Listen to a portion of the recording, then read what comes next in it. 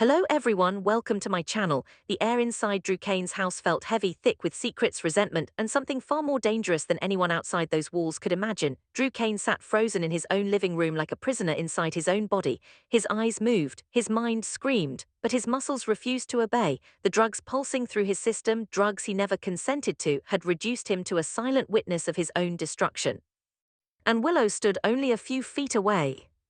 Willow Tait watched him carefully, her expression soft, almost compassionate, but there was calculation behind her eyes, precision, control. She thought she had won. A knock at the door shattered the suffocating silence. Willow's posture shifted instantly, concerned, polished, sympathetic. When she opened the door, Alexis Davis stood there, her face tight with concern. "I'd like to talk to Drew," Alexis said gently. Willow hesitated just long enough to make it seem natural before stepping aside. Inside, Alexis approached Drew slowly, her eyes softened when she saw his condition. "I've been thinking about Scout," she said carefully. At the mention of his daughter's name, something flared in Drew's eyes, urgency, panic, desperation. Alexis continued, "I want to bring her by, but I need to prepare her. She needs to understand that you won't be able to communicate very well." Drew blinked once, twice, rapidly. Alexis paused. "What is it?" she whispered. His eyelids fluttered erratically now, faster, more urgent. Behind them, Willow stiffened. Alexis leaned closer. "Drew, are you trying to tell me something?" "Blink. Blink. Alexis' heart began pounding. She had seen neurological patients before. She knew the difference between reflex and intention. "This isn't random," she murmured. Willow stepped forward quickly. "He's been doing that all day. The doctors said it's involuntary." But Alexis wasn't convinced. She tried again. "Drew, if you can hear me, blink once for yes." He blinked once. Alexis froze. "Are you in danger?" Before he could answer, Willow's phone rang loudly. The shrill interruption shattered the fragile moment. Willow shot Drew a warning look before stepping aside to answer it. Alexis leaned in again, voice barely audible. "Is Willow hurting you?" Drew tried, God, he tried. But his body refused. When Willow returned, her smile was composed. "Sorry, Boston Hospital follow-up." Alexis stepped back slowly, unease crawling under her skin. Something wasn't right. And Drew had just tried to tell her. Across town, tension crackled inside the PCPD interrogation room. Michael Corinthos sat at the metal table, his expression controlled but his mind racing. Across from him stood Nathan West, jaw tight. Outside the room, Dante Falconry folded his arms. "You take the lead," Dante told Nathan firmly. "Let's see what he says."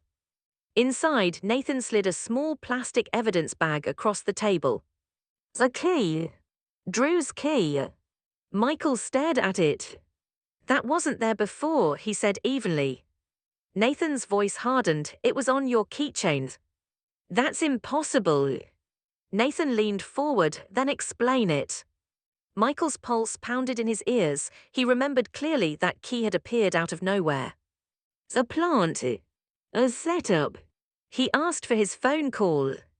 Once alone, Michael immediately dialed for help, expecting Diane Miller. But instead, the person who arrived was Rick Lansing. Rick's entrance changed the entire temperature of the room. He didn't sit. He didn't smile. He simply said, "My client is being framed." Nathan's jaw clenched. "That's a bold claim." Rick didn't hesitate. "The key was planted, and if you dig deeper, you'll find out who wanted it there." Michael's eyes darkened. "Willow. He knew it." Rick continued coldly, "If this department is participating in a setup, I promise you we'll expose it." Outside the room, Dante exchanged a look with Chase. Harrison Chase shifted uncomfortably. He had been the one who casually suggested Nathan double-check Michael's keys. At the time, it seemed harmless. Now, it might blow up in all their faces. Meanwhile, laughter echoed through Maxie's house. Maxie Jones had returned home from Boston, and for the first time in weeks, warmth replaced worry. Family surrounded her. Friends embraced her. And when Lulu Spencer pulled her into a tight hug, the past seemed to soften, if only for a moment. But beneath the laughter, complications brewed. Lulu forced a smile. She had promised herself she would put her feelings for Nathan behind her. But seeing him again, hearing his voice, it wasn't easy. Across the room, Damien Spinelli whispered to Brooke Lynn Quartermain about something epic he had planned. Brooke Lynn's eyes sparkled. A grand gesture, she teased. Spinelli grinned nervously. Was it a proposal? Or something even bigger? Chase stood beside Brooke Lynn, squeezing her hand. When she leaned toward him and whispered that she was ready to start the adoption process, his entire face lit up. He wanted this, a child, a future. But neither of them yet realized that Michael's key scandal would soon cast a shadow over their happiness. Because if Chase's role came out, Brooke Lynn might not forgive him. Later, under the cold grey sky of Port Charles Cemetery, Nathan stood alone. Before him was his own grave marker. A name carved in stone that shouldn't exist. The surreal weight of it pressed against his chest. Footsteps approached behind him. Nathan turned slowly. Shock registered across his face. "Didn't expect to see you here," the mystery visitor said quietly. And suddenly, the past didn't feel so buried after all. Back at Drew's house, Alexis finally stood to leave. "I'll bring Scout soon," she promised gently. Willow nodded sweetly. But the second the door closed, her expression hardened. She stepped closer to Drew. "You almost made a mistake," she whispered. Drew's eyes burned with fury. Willow smiled faintly. "It doesn't matter, I'm taking your congressional seat. I have Wiley and Amelia back, and you can't even speak." Wiley Corinthos and Amelia Corinthos were finally back in her arms, and she had no intention of losing control again. Drew blinked once. Not in surrender. In warnings. The walls were closing in, and everyone in Port Charles could feel it. At the PCPD, Rick's voice sliced through the tension like a blade.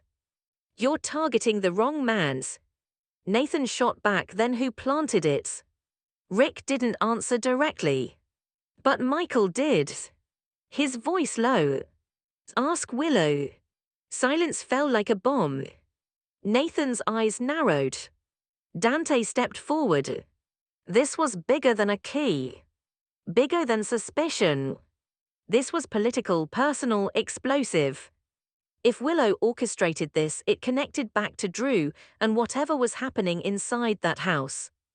At that very moment, Willow cradled Amelia and Wiley tightly. She whispered promises. She would protect them. She would never let them be taken again. And if that meant silencing Drew forever, so be it. But she underestimated Alexis. Because Alexis wasn't done asking questions. Back in her car, Alexis replayed the blinking in her mind. 1 blink for yes. 2 for no. She was sure of it. She grabbed her phone. If Drew was trying to communicate, she would find a way to listen. At Maxie's party, Spinelli finally unveiled his grand gesture. Not a proposal, but a massive digital slideshow celebrating Maxie's resilience, her motherhood, her strength. The room filled with tears. Maxie's heart swelled. Nathan watched from a distance, conflicted. Because later tonight, he would have to return to the interrogation. And possibly tear apart Michael's world. At the cemetery, Nathan's mysterious visitor delivered a chilling warning. "Be careful who you trust." Nathan frowned. "What's that supposed to mean?" The reply was simple. Michael isn't the only one being manipulated. And just like that, doubt crept in. Back at Drew's house, Willow leaned close once more. "You won't stop me." But this time, Drew blinked deliberately. Slowly. Twice. And Willow felt something she hadn't felt in weeks. Fear. Because someone was starting to understand. And once the truth surfaced, there would be no controlling it. Port Charles was on the edge of explosion. Michael was fighting a setup. Alexis was chasing a silent confession.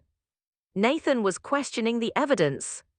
And Willow was holding power too tightly. And power in Port Charles always came at a cost.